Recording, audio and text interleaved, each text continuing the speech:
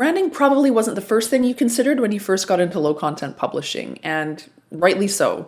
When you're first starting out, you're pretty much just trying to throw a bunch of spaghetti at the wall and figure out what sticks. But once you start gaining a little bit of traction with some of your books, building a brand around your more successful low content books really is a smart move. Successful branding speaks directly to the exact customers that we're trying to target. And that can leave a really lasting positive imprint that creates customer loyalty and encourages customers to come back to make more purchases. And of course, that means more sales over the long haul. Now, a lot of people, when they think about branding, they think that that basically just means like a logo and a color palette and typography. And those are a part of it, but branding really goes much more beyond that. So today, I'm going to take you through 5 steps to creating a profitable low content book brand. So stick around. My name is Rachel Harrison-Sund, and I help people to create and sell journals, planners, notebooks, and more on the Kindle Direct publishing platform. If that sounds interesting to you, then please hit the subscribe button and also hit the bell, and you can be notified every time I put out one of these videos, which is each and every Monday. Before we get into it, let's talk about when it's an appropriate time to actually start to build your low content book brand, because it really isn't the first step.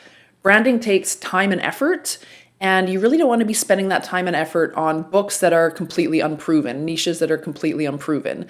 So what you really want to do is get out there, test the waters really well, do lots of research, test in various niches, and wait until you start to gain some traction. And by traction, I mean start to generate some recurring sales. Once that starts happening, you're going to notice the 80-20 principle at play. You're going to notice that 20% of your books are making up about 80% of your royalties.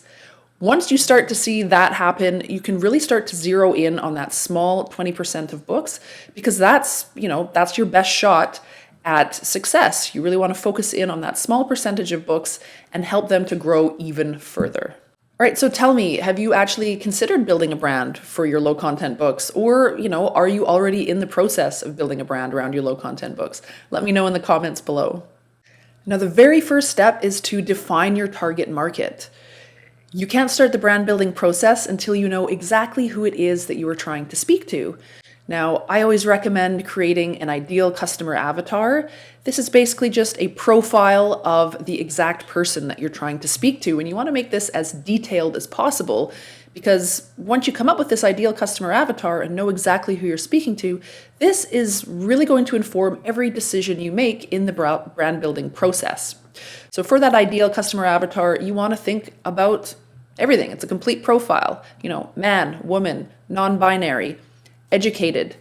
Are they a student currently? Are they working currently? Do they have a family? Are they single? What are their, design sensibilities? What kinds of things are they attracted to visually? These are all the things that you want to know, and you want to get as detailed as you possibly can. So like I said, you know exactly who it is that you're speaking to. Now, on a related note, when you're doing your market research, you really want to be looking for underserved market segments, because this is going to help you to compete in more competitive niches. If you found a niche, but it's a little bit too competitive, you think, take a good look at who your competitors are serving within that niche, and try and see if you can find any slices or slivers of the market that aren't currently being served. That's one way that you can compete in those more competitive niches. Okay, step number 2 is to define your brand purpose. Now, your brand purpose is essentially just the reason why your brand exists in the first place. So aside from commercial interest, why does your brand do what it does? So a couple of quick examples here. Let's say you're kind of in the productivity space, so you're making, maybe daily planners or logbooks, any collection kind of in that general realm. Maybe your brand purpose is to make productivity stylish and fun. Or let's say you do more creative type stuff like, prompted journals and things like that. Maybe your brand purpose is connecting adults with their inner child. So creating this brand purpose, it basically just helps you to create a cohesive brand and keeps you focused on creating high value books that speak to exactly who you want to be speaking to, and that serve your target audience in the exact way that you've outlined in your brand purpose. Now, the other bonus here of creating this pithy little statement is that you can actually use it as a tagline, and you can have it on your author page, you can have it in your A+ content, And it's just going to really help your customers to know exactly who you are, why you exist, and what products you create and who they're for. So again, very helpful in creating an overall brand that connects specifically to the customers that you want to be speaking to. All right, step 3 is to define your brand position. Now, essentially, this is how your brand is perceived in the minds of those in your target market in relationship to your competitors. So really, this is about differentiation. It's about defining what it is about you that's different and how you plan on standing out against your competitors. So just like with the brand purpose, it can be really helpful to come up with a very short, maybe like 3-word brand positioning statement that really helps differentiate you from the crowd and also speaks directly to your target market and resonates with them. So a couple of examples here. You could have a brand positioning of friendly, feminine, and fun. You could do something that's simple, traditional, and elegant, or another example here is casual, utilitarian, and easy to use. So when you're creating all of the books under that brand, you really just want to ask yourself, if the design that you're creating and the value that you're creating inside, does that align with the positioning statement that you have set out for yourself? And again, that just really helps to build that brand and helps consumers know what to expect when it comes to your brand and the products that you create and who they're for. Step number 4 is to create a cohesive brand identity. Now, brand identity is essentially just your brand's look and feel, and it's probably what you think of initially when you hear the word brand. So we're talking about a logo, color palette, font choices, and all of those visual elements that represent your brand. All of the elements of your visual identity should reflect the positioning statement that you created in the last step, which in turn reflects exactly who your target market is and what it is they are looking for. Once you have all these elements, you then want to be using them consistently across all the various touch points. So, on your book details page, in your A+ content, your author page, on your website, if you have one, social media, if you're using it, and in your promotional emails, anywhere there's a point of contact between your brand and your customer, you want to be employing all of these visual identity components. Now, if you don't yet have a logo and you're kind of not sure where to start on that, I do have a video that I've created right here, how you can quickly and easily create a professional looking logo for your low content books in Canva, so go ahead and check that out.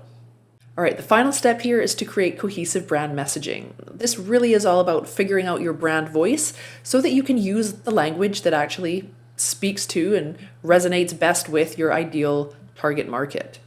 So again, you want to go back to that positioning statement that you created a couple of steps ago and think about, the way that you're speaking to your target market in your descriptions, A+ content, your author page, promotional emails. Is the way you're speaking to your market in alignment with that little positioning statement that you created? Another thing you can do here that's really helpful is think about if you had your ideal customer avatar actually sitting in front of you, and you guys were having a cup of coffee or a beer, something like that, what would be the way that you would speak to that person? Would it be like more casual and friendly? Would you be using slang? Or would it be a little bit more professional? So you'd be talking in a little bit more of a reserved or a refined manner. That's a way that you can really think about, what is the appropriate way to speak to your target market. And then again, you're going to be using that in your descriptions, your author page, A+ content, marketing emails, and so forth.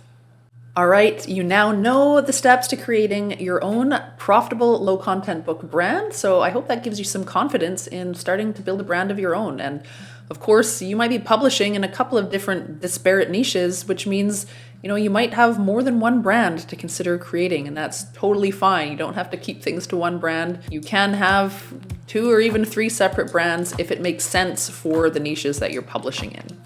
Now, if you are new around here and you're just getting started, if you haven't already, download my free guide, 3 steps to publishing your first low content book in less than a day. I've left a link to that down in the description below, as well as a link to my free Facebook group, Low Content Profits. You can check out these videos next for more low content publishing tutorials. And if you like this video, please don't forget to hit the like button, subscribe, and share this video with anyone that you think might find it useful. Thanks so much for watching, and I'll see you next time.